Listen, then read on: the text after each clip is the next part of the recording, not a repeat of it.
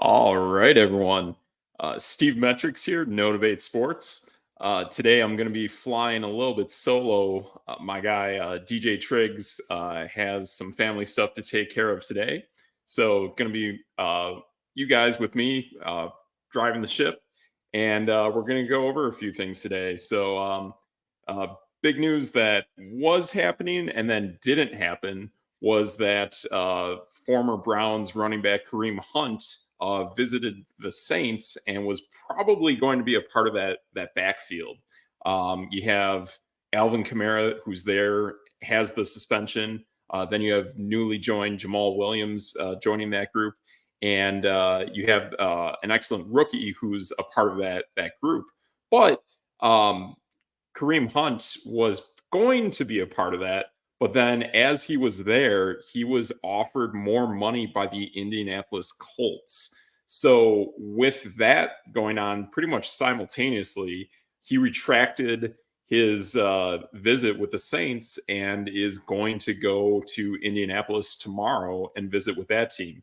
So, probably with the wake of Jonathan Taylor being very unhappy in that position, seems like it's possibly a good fit for someone who's looking for a new spot and wants to make a name for themselves. Indianapolis is definitely a good option for that player.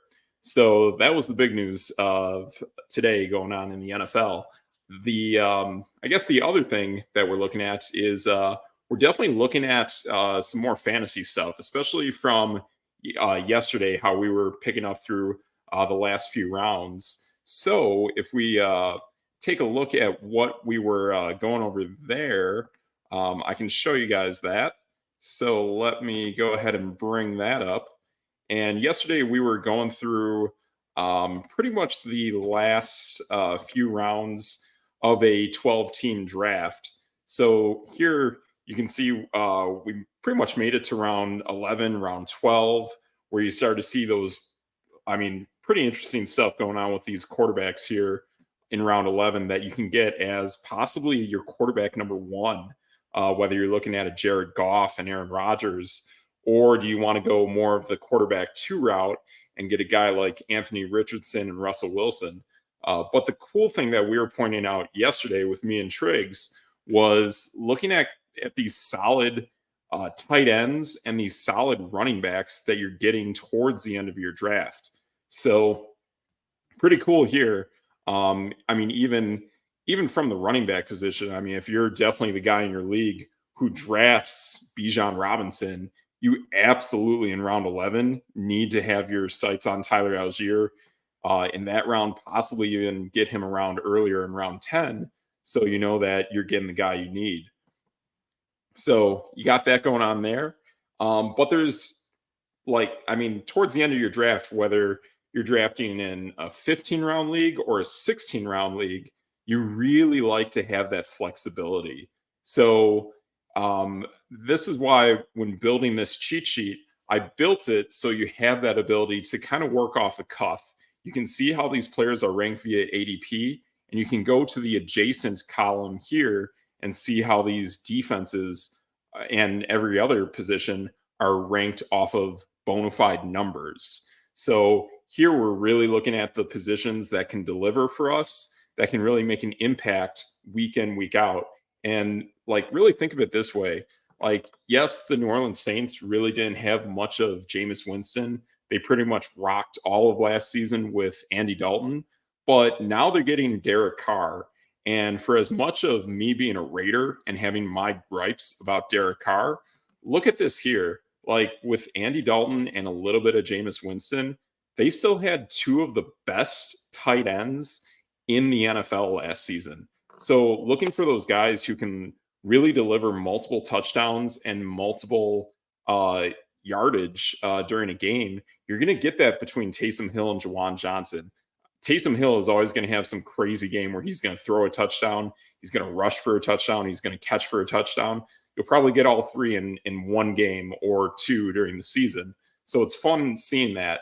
But if you are looking on traditional tight end play for the New Orleans Saints, Juwan Johnson is a great option. I know he's definitely one of DJ Triggs' favorite tight ends. and you're pretty much going to get him almost undrafted in your fantasy league. So a real cool thing I have laid out here to the far right. If you want to take a look at just defenses alone, I've organized them like so. I mean, if you're definitely looking at what rounds they're going in, then you can work this list here to your right. You could even sort by just defenses in general, just to see how those late defenses in your league are going. We could kind of do that here and just kind of take a look and see how that's going, and we can see that, yeah, pretty much anyone that's not Dallas, Philly, or San Francisco, you have almost the pickings of any moment in time that you want to draft that defense. I definitely want to caution people on Buffalo. I know that's the kind of style that they like to run up there with their head coach, but this is a team that lost Tremaine Edmonds. Stephon Gilmore is now 2 years removed from that defense. It's just not the same Buffalo Bills defense, and especially losing your best player in Tremaine Edmonds, I would be very leery of that kind of team. So that's kind of where I am with that, and that's why I'd look at these other defenses. And I know Buffalo is at the top of the list, but definitely want to give you guys good advice and stay clear of that defense, and even look at some of the other teams that are possibly rising up to the top, like a Miami, even a Seattle. I like, and yes, they do qualify as bona fide with us at No Debate Sports, but even that's a team that isn't getting too much rave. But I mean, you got guys like Devin Witherspoon who are up there, and they already have a nice corner on the other side of the field. I think that's a team, and a team is going to run the ball, whether it's Kenneth Walker or it's going to be the other guys they got, or do they go to the rookie Kenny McIntosh out of Georgia?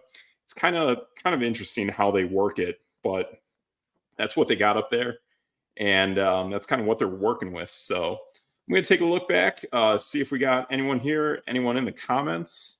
Not yet, but yeah, still sharing here, and still seeing what we got up here and taking a look. So, all right. So if anyone's got a comment or anything they want me to take a look at fantasy wise, chime in and let me know.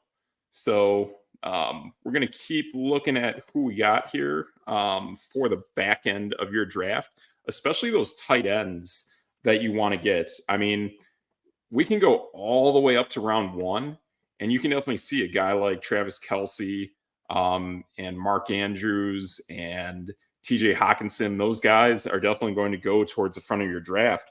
But if you don't get one of those guys, or you do have just one of them, and you want to have that security for possibly something happening to a player of that caliber, and you want to have that insurance to back them up, then at the back end of your draft, I think you're going to have a lot of success finding guys.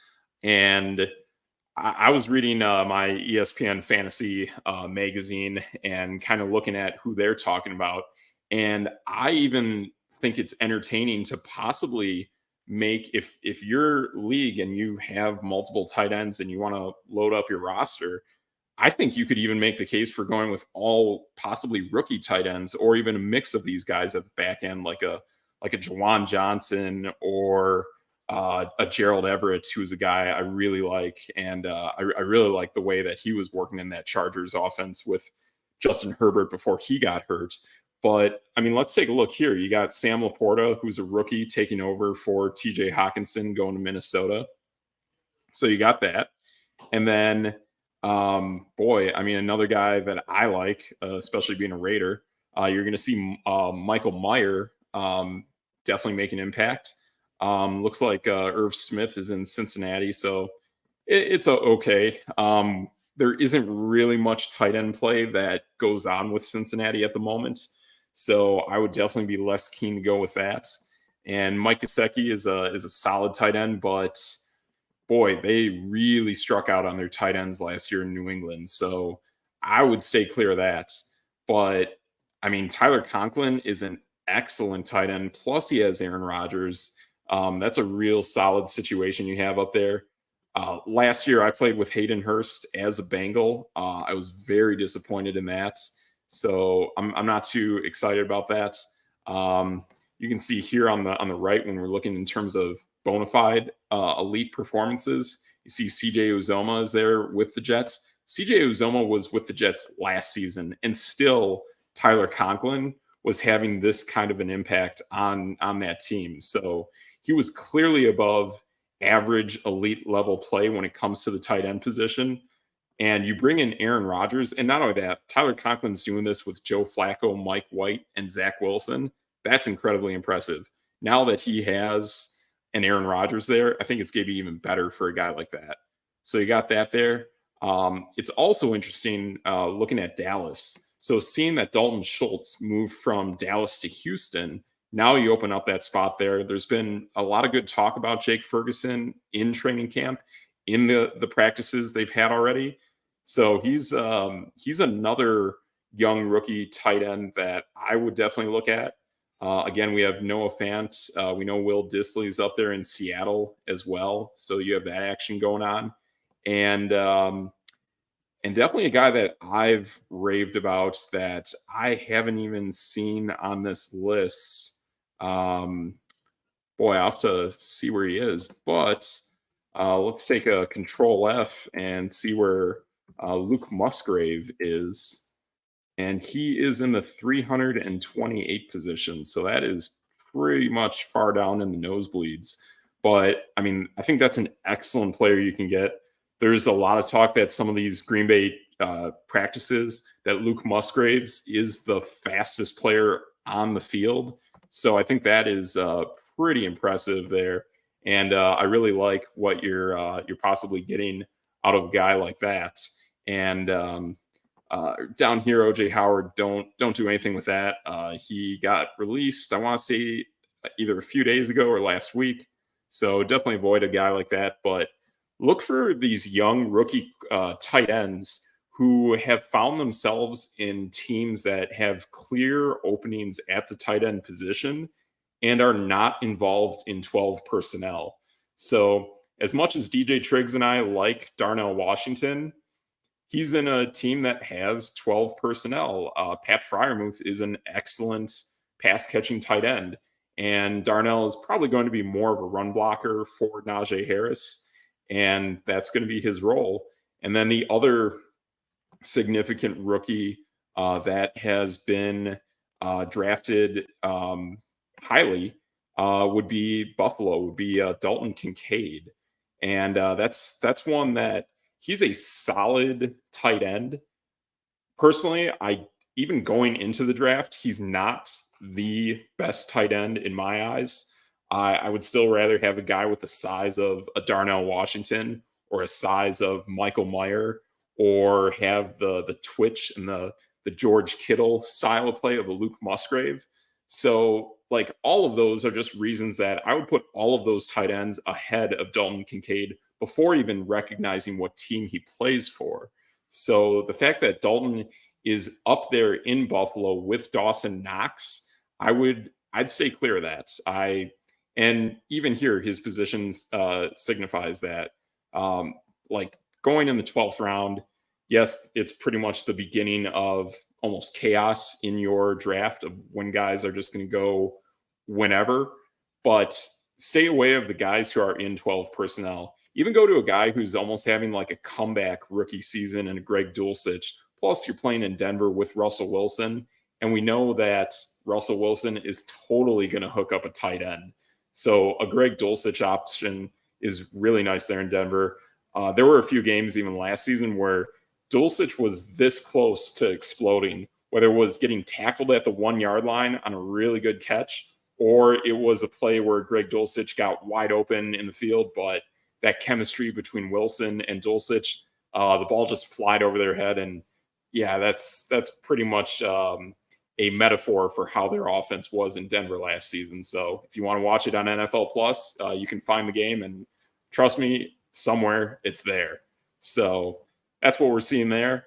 I'm going to take a quick look here back on the comments, see if we got any action yet.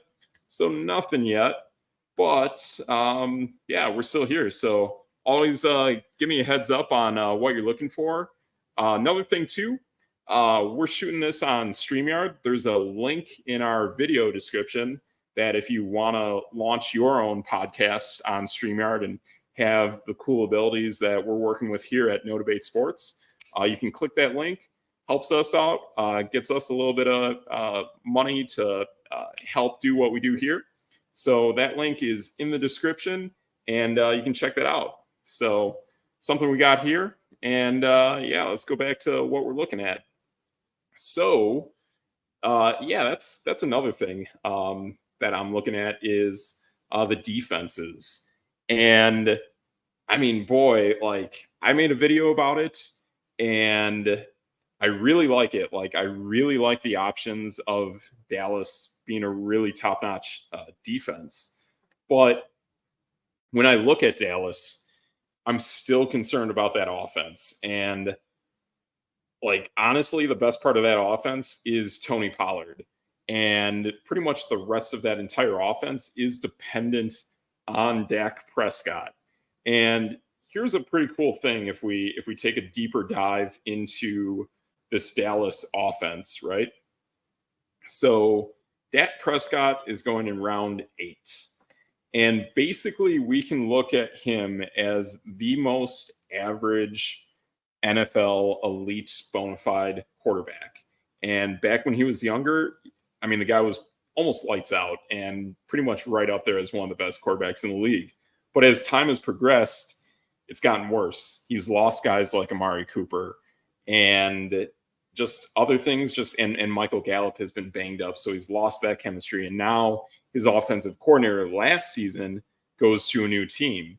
And now it's Mike McCarthy, who says he wants to run the ball much, but going off of what I know from being in the state of Wisconsin, that Mike McCarthy really likes to chuck the rock. So you might have a guy like Tony Pollard, but at the end of the day, this offense is going to live and die with Dak Prescott. So I don't have all this confidence about this Dallas offense. And if the Dallas defense is already talking trash to Dak, and they're already making plays on him, and it really seems like they're not getting beat in practice, then I really have concerns about this team, because this is a team that offense could get off the field pretty quick and put that really good elite defense back on the field. And we know that these guys really struggle at covering the deep ball.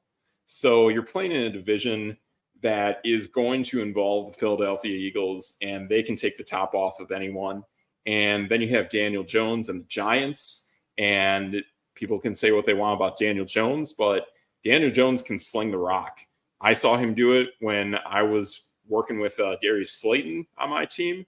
And then I kind of saw him do it with Kel Hodgins the moment that chemistry started to develop. And now you bring in a guy like Jalen Hyatt, and now that that Giants offense is going to have more reasons, plus a Darren Waller there.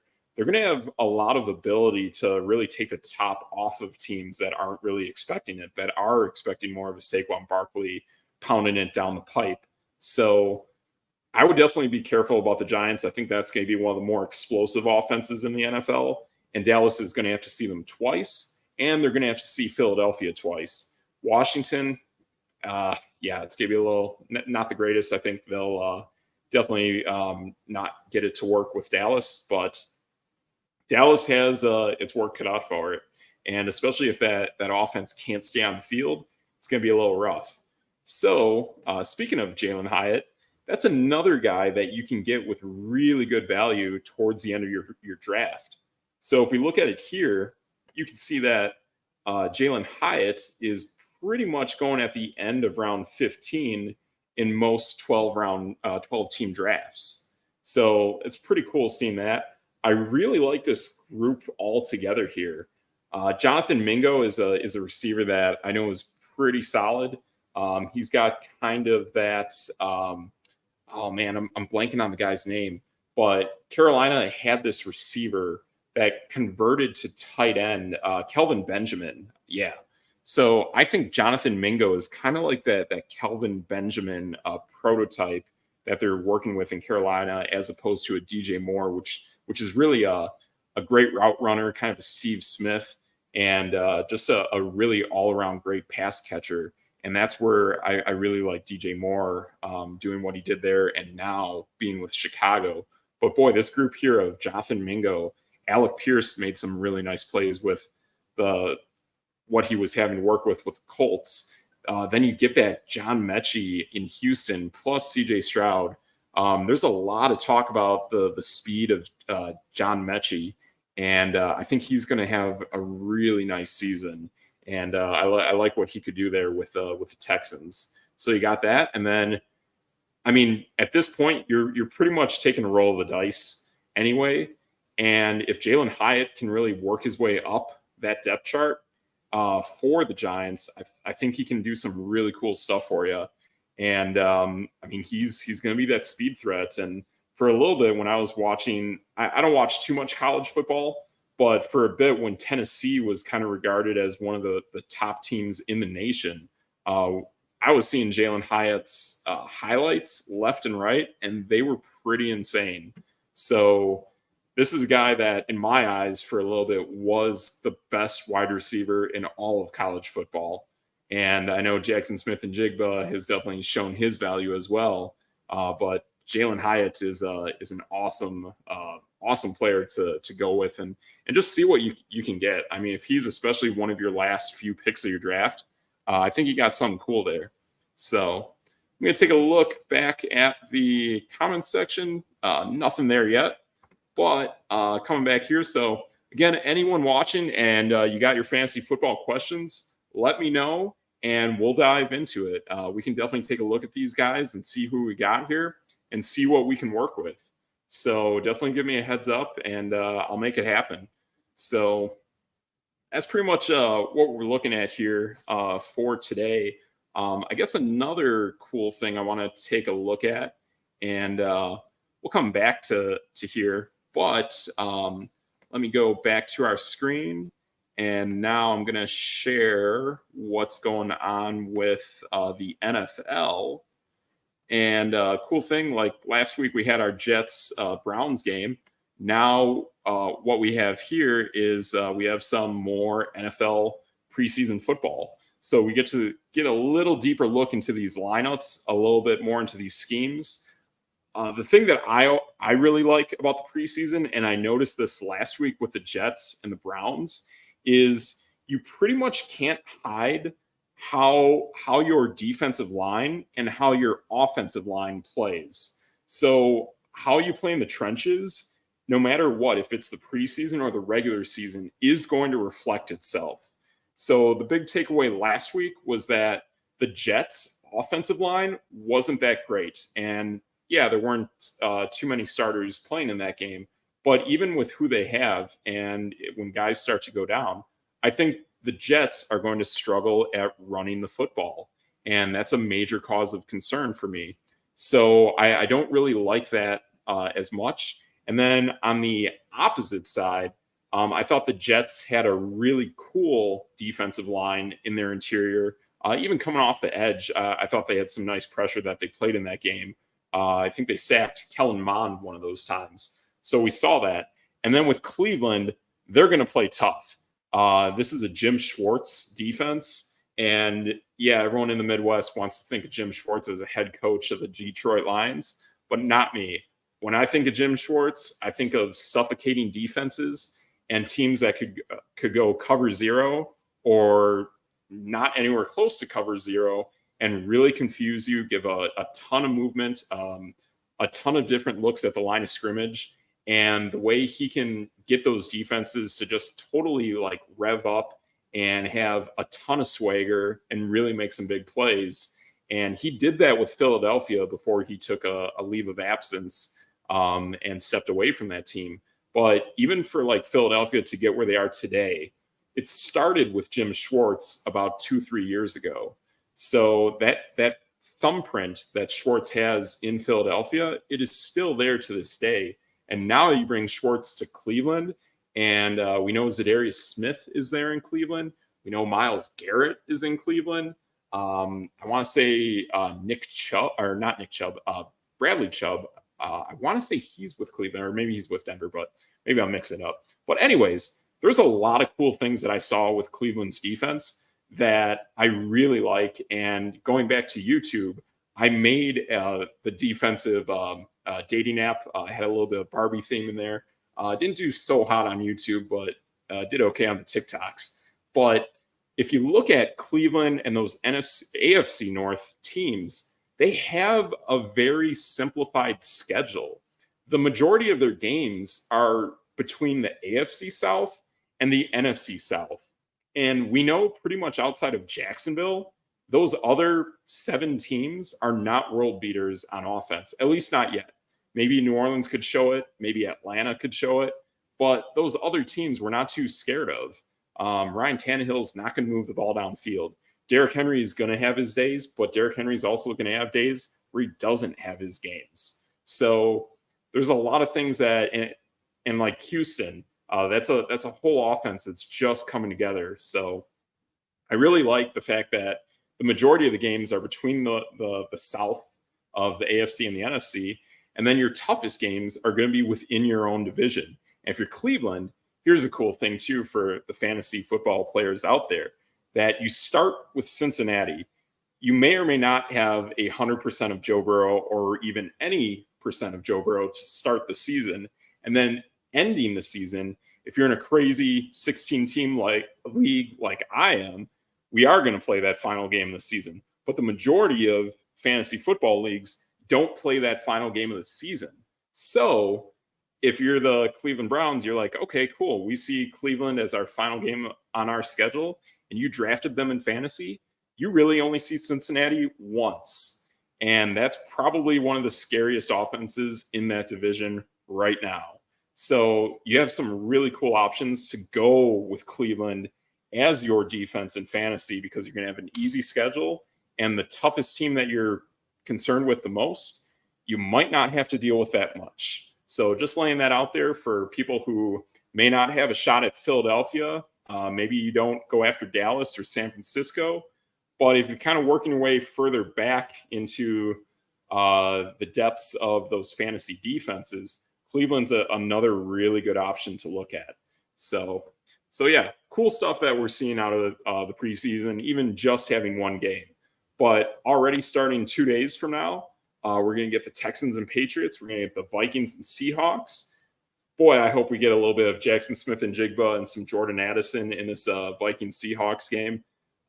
Texans and Patriots, we do know that C.J. Stroud is going to start, or at least play a good portion of this game to really get his reps in, really get used to what he has to do in an NFL setting. And the Patriots, let's just call it what it is. It's a train wreck. It is a complete train wreck with how that offense works. Mac Jones is one of the worst quarterbacks in the NFL right now. And Bill O'Brien is going to have to save his career. If Bill O'Brien can't do it, they're going to cut ties with Mac Jones after this season. He's just not good enough. There's more quarterbacks coming into the league.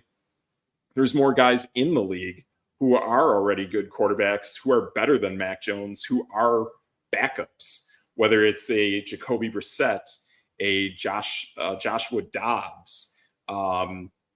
You really got guys who are out there who can definitely play better than him. Even Andy Dalton in Carolina is a better quarterback than Mac Jones. And we saw that in New Orleans. So just some of the things we're looking at there. We go further into Friday.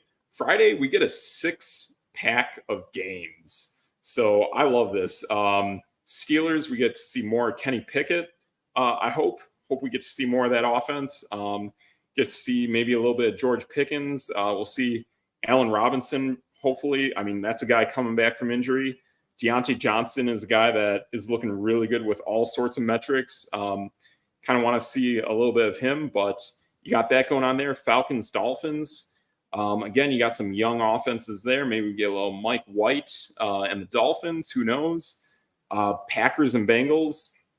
I think you're going to see a lot of Packers. Probably not too many starters on the Bengals, considering they're banged up or they are incredibly valuable assets that they will not play at all this preseason. So definitely for the people in the betting realm, take Green Bay. I don't know what that line is, but man, Green Bay is a great team to look at. So I got 3 other games here, and I'm just going to take a quick look back at our comments, see if I got any. And hey, there we go. Cool. So I got a comment here from James Hack. And when the football season starts, are we going to do weekly things for football and or fantasy football before and after every weekend? Yes, absolutely, James. So what we're going to do is on Mondays, we're going to review the games that were played over the weekend. We'll give a little bit of Monday Night Football preview of what's going on. And then coming into Tuesday, I'll have crunched the numbers during the day, and I'll reflect those to you guys on Tuesday with our guy, DJ Triggs. And we're going to give you a preview of what's coming up for the weekend, especially the Thursday night game and what we're going to see. So our Tuesday night show is going to be more of a prep show for the next week. And our Monday night show is going to be more of a review from the previous week, plus a little bit of Monday Night Football action. So that's how we're going to do it. And I'm pretty intense when it comes to the fantasy football season. So both DJ Triggs and my people at work know that when it comes to me and my weekend, which is why outside of here in the realm of things, I work the back part of the week for normal job. They know that basically early, like Monday morning, I'm up and I'm cranking NFL Plus. I'm going through these games within a half hour and I'm watching every single game. I'm jotting down notes, and I love the way that I jotted down notes for the Cleveland and Jets game that was last week. So now that I'm kind of doing this quarter by quarter, if I see a trend that is showing up in multiple instances of the game, I'm making note of that. And that's how you're going to know, like Jets defensive line looks pretty good. Jets offensive line looks like garbage. Browns offensive line looks good. And Dorian Thompson-Robinson between third quarter and fourth quarter looked on point his whole time that he was out there. So seeing those trends progress throughout each and every quarter is going to be a very solid way for me to keep tabs on each and every game and reflect that back to you guys, the viewer. So last year, I broke it up differently. I went like offense, defense, and I did that game by game, and it started to become a mess. I mean, yes, I'm able to keep tabs on it kind of subconsciously, but I wasn't really able to have really good notes about what happened in the game. So that's why last week I kind of changed up my note-taking method, and I felt like I had the best grasp of the game last week compared to all the games I watched last season. So yeah, when you guys are sound asleep in the middle of the night after watching some Sunday Night Football, boom, I turn on and I start cranking every single game, starting with the early games, then working my way to the nightcap and the late afternoon games. So that's how I work the schedule, and I love it. It's a ton of fun. I do have NFL Sunday Ticket primarily just because I'm a Raider fan and my games are always out of market. So I like it for that. But being a diehard fantasy football fan, I can tell you the most powerful game watching tool you can have is NFL Plus. You do that, you put it on condensed game. You can get through a game in a half hour, just like I do, taking the notes just like I do. And it's the best way to watch. It's the best way to get the feel for every team. It's the best feel of tempo. There are no commercials. There is no stoppage in, in between plays. You will get that for penalties, but it's going to be really short and to the point. Same thing for like TV timeouts or coaches challenges. All that stuff condensed, boom, you're in, you're out, real easy. So I love NFL Plus. I think it's a great option. It has really cool stuff in the off season as well. But I really love watching those games. It's so cool seeing every game in a half hour and really getting a feel for each and every team. So pretty awesome option out there for watching these games. So that's what we're going to see on Monday nights and Tuesday nights. We're going to be cranking the spreadsheets, cranking the forecast for what we're looking at. and give you a good view of what to expect for the next week. So injuries that occur, free agent waiver wire pickups. I'm in a deeper league, so I'm not always going to have the the total mindset of who's all out there in your leagues. I am going to be involved in some best ball stuff before the season starts. So I'm going to give that a shot and let you guys know kind of what I'm seeing from that. But we're also going to be looking at bona fide numbers more. So when you go to our site, what you're going to see is you're going to see that fantasy depth tracker for every team. You're going to see the values for every player who is listed as a starter as 1 and as a 2 for each and every team. What is going to be unique to us at No Debate Sports is that those values associated with those players are dynamic. So right now, you go to our site, you click on those teams. Granted, I still have to update it for DeAndre Hopkins and eventually when Kareem Hunt lands, but I've been kind of waiting for Dalvin Cook and some of these other guys to land before I delve more into it. I've pretty much automated the process, really worked on it. There's just a few tweaks here and there I got to do, but it's pretty much almost like ready for you guys to go. And within the next few weeks, it will be totally done, and it will always be updated weekly, each and every week for you guys. But you're going to see that those values change. So right now, everything for fantasy football is up for the season, is up there for the 2022 values. Now, as we move through 2023, these values are going to change. So as we get more 2023 values, there goes my hand and arm. We're going to get more of 2023 and less of 2022. So for your higher end players in the league, their values should probably stay up here for 2022. And I hope the majority of them progress basically to where they were. So maybe they go down a little, maybe they go up a little, but that's basically how it's going to work for those players. Whereas our rookies who have no value at all from last season, or these players that had very limited playing time and are now starters, like the entire Green Bay Packers roster that's not a running back. You're pretty much all new players on offense. And those players from last season, like a Jordan Love, don't have any in-game experience. So their bona fide values look like 0. They have no true bona fide number value. They have nothing. So they're going to come up from absolute nothing and rise. So your Bijan Robinsons, your Jahmyr Gibbs, your Jackson Smith and Jigbas, your Jaden Reeds, all of your guys, like they're going to rise. So that's the fun part that we're going to see from those rookies. So another cool comment we got here from James. Another idea you may get when you get bigger is give tips for people that do daily or weekly fantasy football or basketball, like DraftKings, etc. Absolutely. That's definitely something I want to get more involved with. And by me testing the waters on Underdog Fantasy for doing that best ball stuff, I think that's a really cool way to start. And definitely for like the DraftKings for the weekly stuff, that's something I want to look at too.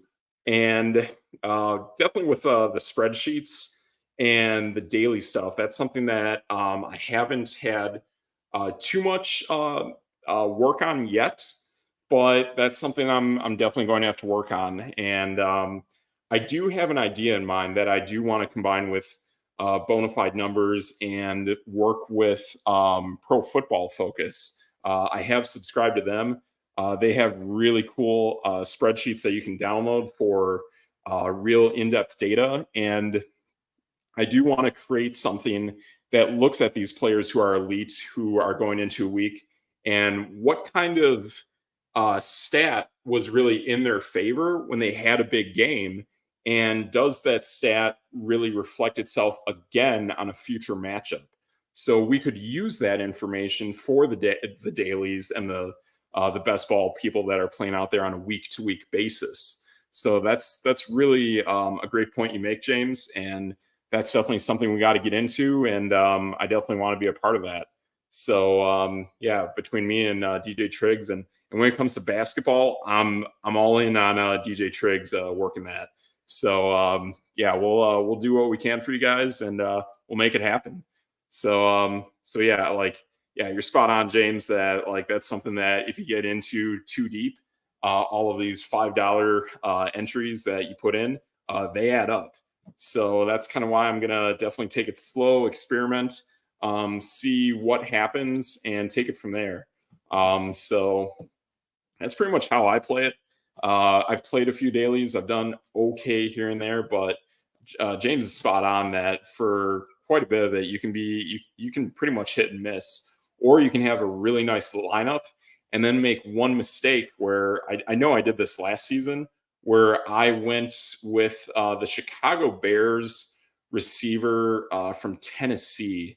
I'm forgetting that guy's name, but I like the guy.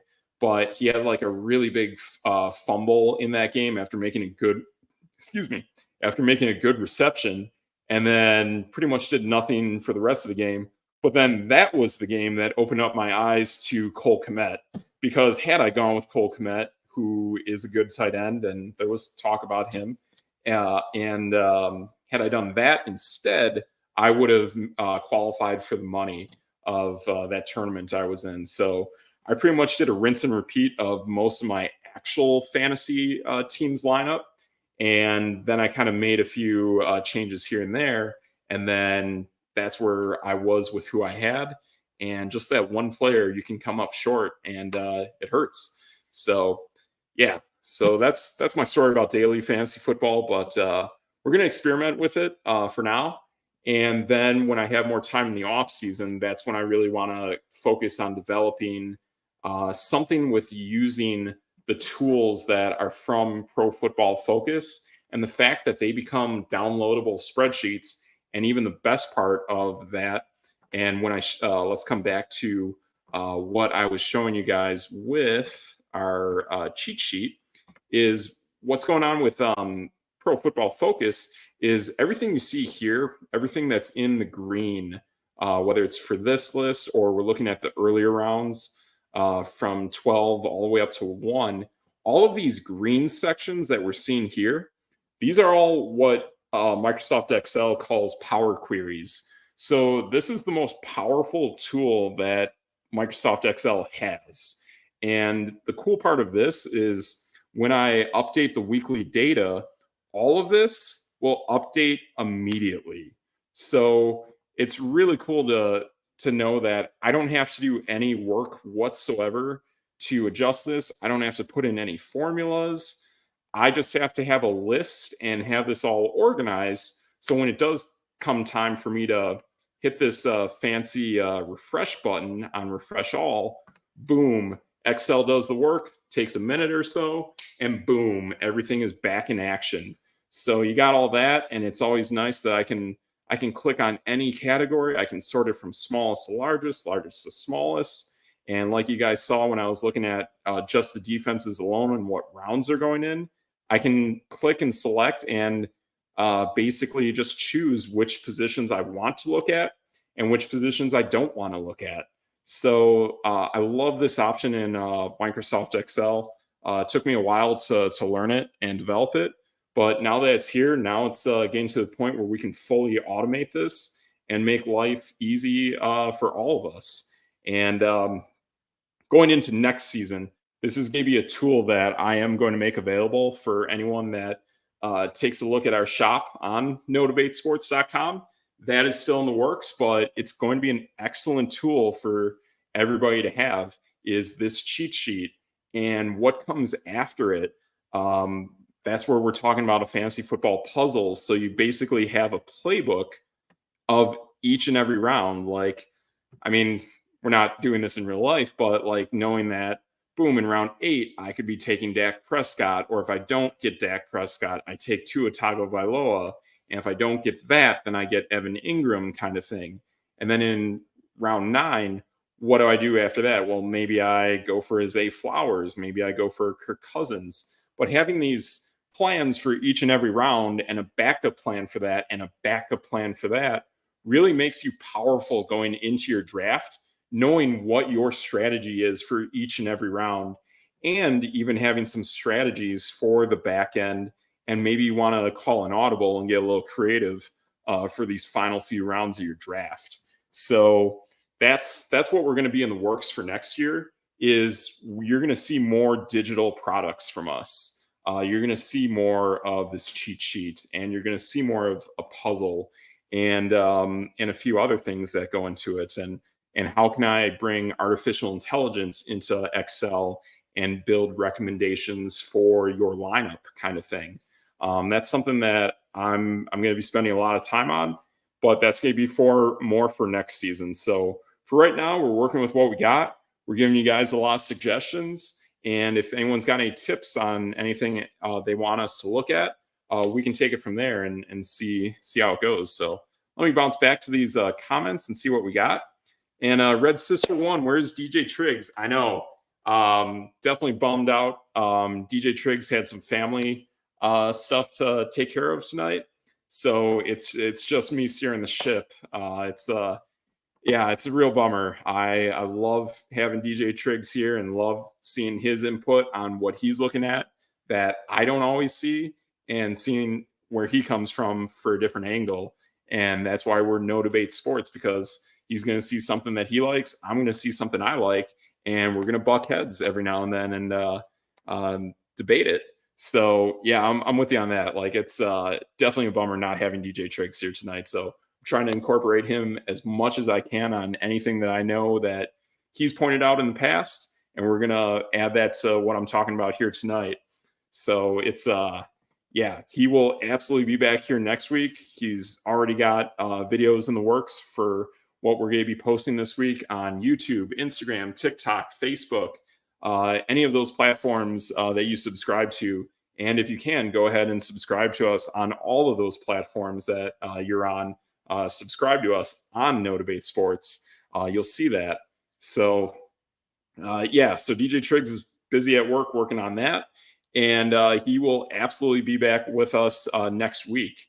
So yeah, we're working on that. We'll see too, like maybe we can go through a mock draft live with you guys, and see if we can see how Triggs and his cheat sheet are able to work their way through each and every round of the draft.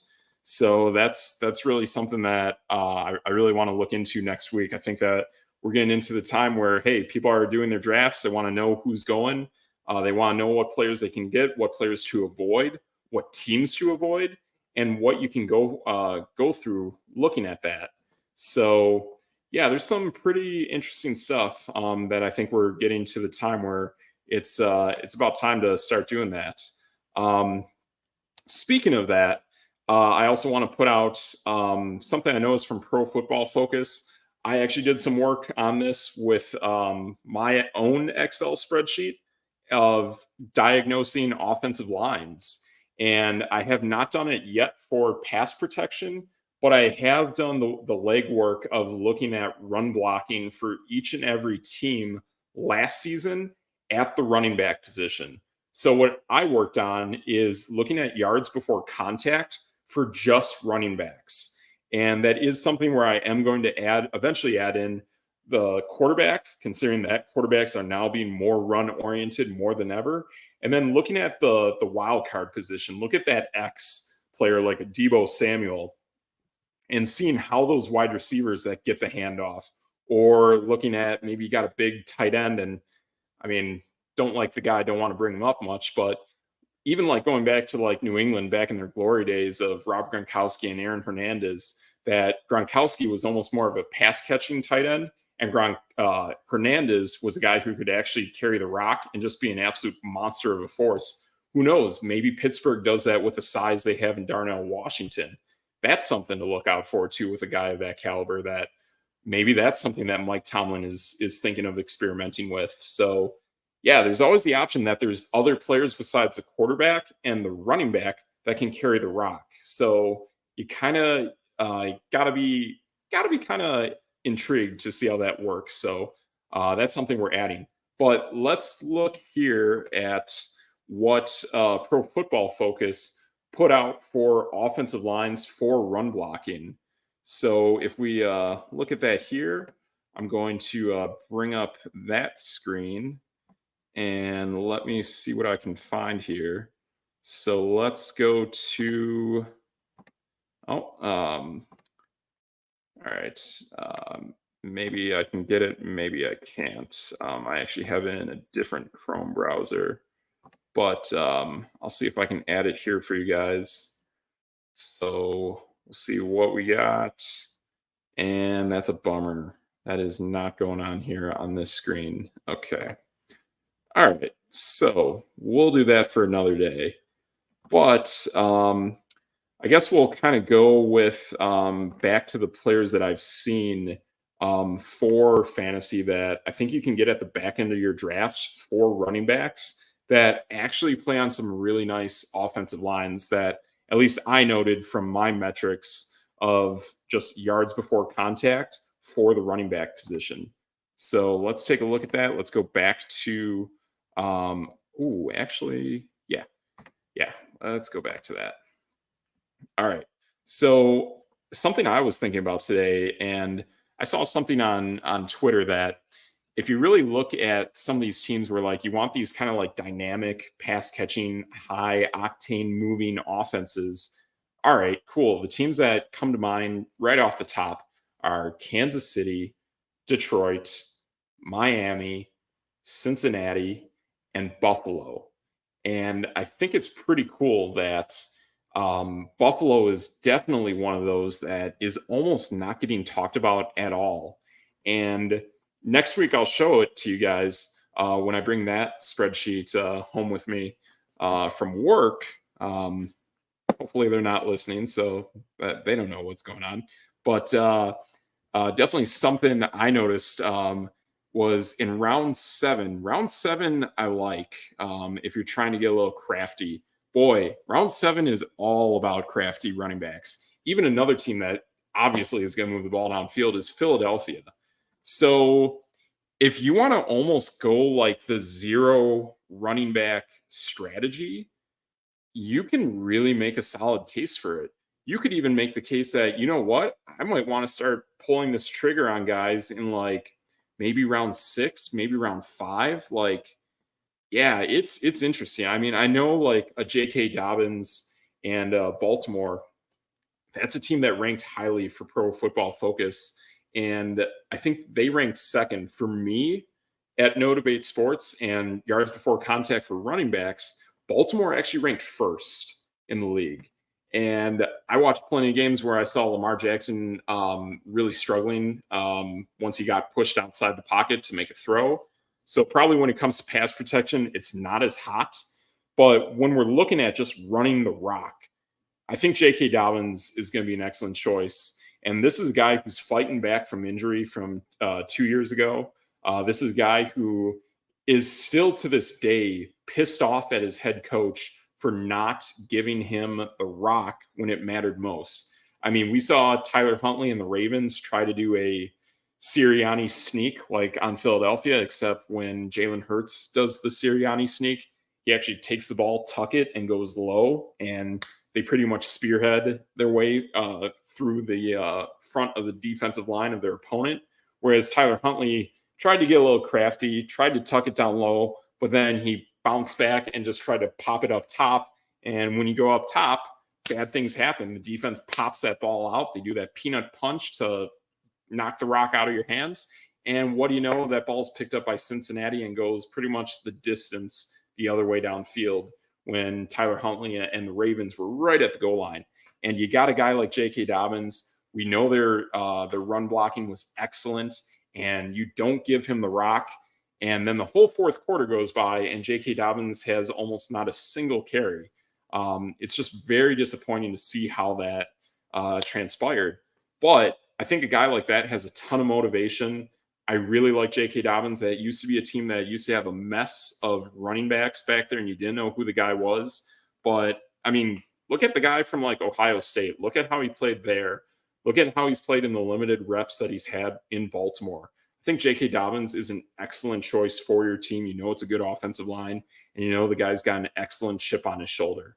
So You got that guy there. And then, man, round 7 is just loaded with starting running backs on teams that absolutely will move the ball downfield. I mean, who would think in round 7, you're getting the number 1 running back for Kansas City? You're getting the number 1 running back for, for Buffalo. And you're also getting the number 1 running back for Philadelphia. So this might be the time of your draft when maybe you're looking in round 6 and round 7, knowing that, okay, I have some of the best run blocking in Baltimore. Buffalo, I can tell you right now, if you were to look at it, Buffalo did not rank well on Pro Football Focus for run blocking. But for me, when I did my metrics and I took all the data from all the games and I came up with this, is that Buffalo ranked highly as well. They were right up there with Baltimore, and they were right up there with Atlanta. So if you're wondering, like, okay, like, can Atlanta run the ball? Atlanta can absolutely run the rock. They rank 2nd for Pro Football Focus, and they rank 6th for me at Db8 Sports. So you're going to see those yards before contact look really well for the running backs on those teams. So definitely round 6, round 7, you can really get good value. If you don't want to spend that value at the start of your draft, if you want to play that zero running back strategy and go with the likes of, maybe you go with Stephon Diggs. I mean, we're seeing all the things that Tyreek Hill can do. Maybe you go a Tyreek Hill, and then maybe you pair that up with a Devontae Smith, or maybe a Garrett Wilson, or maybe you go the opposite direction and you're at the back. I mean, I love the back end of the draft, because when you're at the back end of your draft of your league, you can actually get basically the mindset of everyone ahead of you, and you can really feel, how is your game plan? How is your strategy going to work for your team based off of already what you're seeing ahead of you? So you could get, like, maybe you could even reach into round 2 for round 1. There's a ton of hype about Amon-Ra St. Brown. Plus being in the slot, no TJ Hawkinson, no Jameson Williams. This is a guy that is going to make a case for being one of the best receivers in the entire league. And I'll just turn all this off, what you're seeing to the left here with the X's. So you got that. And those are all blank, or you're seeing zeros underneath. But let's go ahead and just turn those blank. Oh, yeah. There you go. So that's going on. But, man, if you want to get like two baller receivers at the start of your draft, and I think you could do it if you're at the back end, you could easily get Amon-Ra St. Brown, Devontae Adams, Garrett Wilson, or Jalen Waddle. You could get half of those guys if you start at the back of your draft. I would definitely be a little cautious between A.J. Brown and Devontae Smith, because Dallas Goedert comes back into that offense. That is a guy that pretty much everyone in Philadelphia, from their GMs to Nick Sirianni, has definitely raved about having that guy from the moment they drafted him. So we know Goddard's going to have more of an impact on that offense. The running back situation, they're going to pound the rock more. They want to take more of that load off of Jalen Hurts. So probably all 3 guys between Devontae Smith, Hurts, and A.J. Brown take some bit of a step back, but not too much, because that team is just going to keep moving the ball downfield. So I love this strategy that, you know what, get some awesome receivers at the start of your draft. Get the guys you like. Get the Deebo Samuels of the world. Maybe get the Calvin Ridleys and the Chris Olaves out there, and get those guys. So then you can also get like one of these awesome quarterbacks, whether it's a Mahomes, a Hurts, an Allen, the value you're getting on Joe Burrow, the value you're getting on Justin Herbert. Honestly, I don't even like Justin Herbert in round 4. I'd rather work my way back to round 5 and get Trevor Lawrence and Justin Fields. I mean, you're just loaded with these awesome number 1 quarterbacks. And I learned this lesson 2 years ago, and then I capitalized on it last year by getting Jalen Hurts, is that, like, I knew that in order for me to have a chance at winning my league, you have to have one of the best quarterbacks in the NFL, because they may not show it in terms of value, but they show it in terms of points. And no matter what, this is a game about points. Your quarterbacks score more fantasy points than any other position. And that's even being constricted with 4 points for every touchdown, when normally all the other positions just get 6 points for touchdowns. So even then, just the volume of how quarterbacks are involved on every single play, the fact that quarterbacks are involved with running the football more, you got to get a quarterback who can score, a quarterback who can run the football, and is just all around the focal point of the offense. So in all honesty, your number one quarterback absolutely should be one of pretty much these 7 guys, whether it's Fields, Lawrence, Herbert, Burrow, Jackson. That's already 4. And then you have the top end of round 2. You have Mahomes, Hurts, and Allen. Your quarterback for your fantasy football team absolutely needs to be one of those 7. And then you figure out what you want to have your next complementing quarterback to be. But don't go into your league thinking that you can get it done with just a Jared Goff, a Kirk Cousins, or a Geno Smith. You're gonna find that at the end of your season, it's not going to go your way. I did that 2 years ago with Derek Carr, and look at Derek Carr today. He's the same kind of quarterback. He's the same kind of guy who's maybe once in a blue moon going to give you a really good game. And then you have other games where he looks like Dak Prescott, and you're really going to struggle, and you're not going to get anything out of that. And the rest of your team is probably not going to produce, and then you don't get a win. That's how it works. So that's kind of what we're looking at here. Let me take a bounce back at the comments, see if I got anything else. But yeah, you know what? We're looking pretty good for a show today. So I think with that, we'll kind of wrap it up today. Definitely want to give another shout out to what I have in my video link description of StreamYard. That's where I'm shooting this now. So anyone looking to do their own podcast, you can click that link. They'll get you started on that. And that bumps a little cachet to us here at Db8 Sports. So want to give them a shout out. And this is part of the show where Triggs would show us his video game that he would be talking about. I don't have a video game. I do have a Miss Pac-Man arcade machine. That's pretty dope. Got some cool stuff on it. It's got Dig Dug. It's got Super Pac-Man. It's got Ms. Pac-Man. It's got Pac-Mania. That's my favorite. It's like a 3D version of Pac-Man. Pretty crazy. But there's that. I guess with my belts, we'll figure out the affiliated marketing of this. But let's see if I can get it up here on the screen. I got, there we go. I got the Iron Man belt. So a little bit of some red on red action we got going on here today in the household. But that's what we got. So yeah, catch us every Monday and Tuesday, 7 o'clock Central, and check out all of our other content on NoDebateSports.com. You can see all of our normal videos for the week every Wednesday, Thursday, Friday, Saturday. We're going to post those about the same time like you see here. So if you're on your computer, you're on your phone, and it's about 7, 8 o'clock at night, check it out. You'll see us there, and be sure to subscribe.